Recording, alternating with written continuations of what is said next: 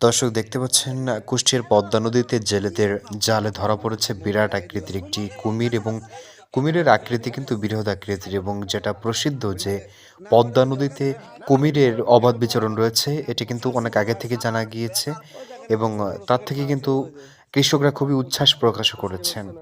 উপরে দেখেন নিচি এই যে 17 এই যে 18 এই যে আমরা হচ্ছে আমাদের রিপন ভাই আছে, শরীফুল ভাই আছে, হচ্ছে রাজীব চাচা, ময়ূরদ্দিন খালু, জহরুল বিআই, আমরা সবাই যে কুমিরের পিটি হচ্ছে মুখে প্যাঁচ দাও, মুখে একটা প্যাঁচ দাও, মুখে রিপন সরকারি পুলিশ, সে হচ্ছে এখন কুমিরের রক্ষণাবেক্ষণ করছে।